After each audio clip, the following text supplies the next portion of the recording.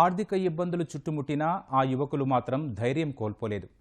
ఒకవైపు part time jobs చేస్తూనే మరోవైపు తమ లక్ష్యం కోసం అహర్నిశలు కృషి చేశారు.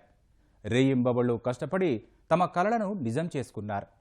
సర్కార్ కొలువులు పట్టేశారు. ఆ యువకుల విజయ ప్రస్థానాన్ని తెలిపే కథనమే ఇది.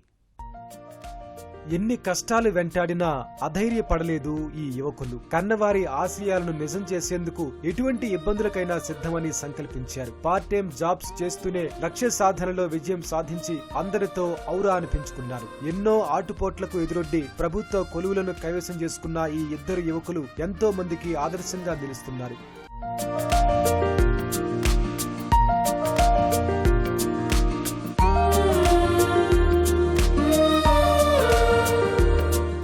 పెద్దపల్లి జిల్లా గోదావరి కనికి చెందిన జైపాల్ రెడ్డి తండ్రి సింగరేణి ఉద్యోగి. ఆయన విధుల్లోకి వెళ్లి తిరిగి వచ్చే వరకు తల్లిలో ఆందోళన కనిపించేది. చదువు లేకపోవడం వల్లే ప్రమాదకర పరిస్థితిలో పనిచేయాల్సి వస్తోందని గ్రహించిన తల్లిదండ్రులు తమ పిల్లలను మాత్రం బాగా చదివించాలని భావించారు. అనుకున్నట్లుగానే ఉన్నత చదువులు చదివించారు. కన్నవారు ఆశపడినట్లే పిల్లలు చదువులో రాణించారు. ప్రతి ఒక్కరి జీవితంలో ఆటుపోట్లు ఎదురైనట్లే కరోనా సమయంలో తండ్రి చనిపోవడంతో ఆ కుటుంబంలో అంధకారం అలుముకుంది. పిల్లల బాధ్యత తల్లిపై పడింది.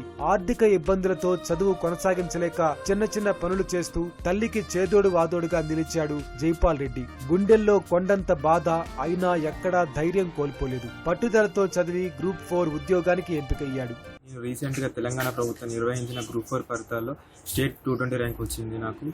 నాకు పెద్దపల్లి జిల్లాలో రెవెన్యూ డిపార్ట్మెంట్ లో జూనియర్ అసిస్టెంట్ గా ఎంపికయ్యాను. ఇంట్లో ఉంటూ అటు మా కుటుంబాన్ని చూసుకుంటూ ఇటు చిన్న చిన్న జాబ్స్ చేసుకుంటూ సెల్ఫ్ ప్రిపేర్ గా ఇంట్లోనే కూర్చుంటూ తెలంగాణ ప్రభుత్వం నిర్వహించిన జాబ్స్ కి ప్రిపేర్ అవుతున్నాను. Group 1, group 2, group 3, group 4. Initial group 1 రాశాను, క్వాలిఫై అయ్యాను, అది క్యాన్సిల్ అయింది. సో గ్రూప్ 2 కూడా ప్రిపేర్ అవుతున్నాను. గ్రూప్ 2 కూడా ఎగ్జామ్ పోస్ట్ పోన్ అయింది. సో గ్రూప్ 4లో నాకు రెవెన్యూ డిపార్ట్మెంట్ లో సెలెక్ట్ అయ్యాను.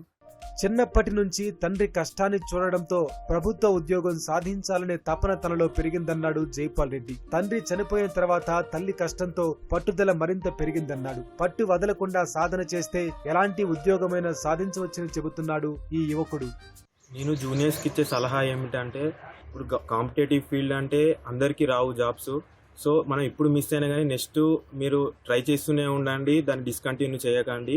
సో మన ప్రిపరేషన్ విధానం కూడా చాలా చేంజ్ చేసుకోవాల్సి ఉంటుంది. ఒకసారి జాబ్ రాకపోతే చాలా మంది ఏం చేస్తారంటే చదువుతారు, with previous years questions practice చేయరు. సో ఏంటంటే చదివిన వెంటనే ప్రీవియస్ ఇయర్స్ క్వశ్చన్స్ ప్రాక్టీస్ చేయాలి, మార్క్ టెస్టులు రాయాలి. అప్పుడే మనకు self confidence and which pattern of questions are asking అనే ఒక ఐడియా మనకు వస్తుంది. ఇదే పెద్దపల్లి జిల్లా కమాన్పూర్ మండలం కల్వచర్లకు చెందిన పందిళ్ల శ్రీధర్ ఆర్థిక ఇబ్బందులు వెంటాడినా వెనకడుగు వేయలేదు. స్థానిక దుకాణంలో పార్ట్ టైం జాబ్ చేస్తూనే పోటీ పరీక్షలకు సన్నద్ధమయ్యాడు. ప్రణాళికాబద్ధంగా చదువుకుని గ్రూప్ 4 ఉద్యోగం సాధించి తోటి యువకులకు ఆదర్శంగా నిలుస్తున్నాడు. నా పేరు పందిళ్ల శ్రీధర్, మా నాన్న పేరు శ్రీనివాస్, అమ్మ పేరు లక్ష్మి, మాది కల్వచర్ల గ్రామం. ఇటీవల రాష్ట్ర ప్రభుత్వం వెలువరించిన గ్రూప్ 4 ఫలితాల్లో నేను జూనియర్ అసిస్టెంట్ గా ఎంపిక కావడం జరిగింది.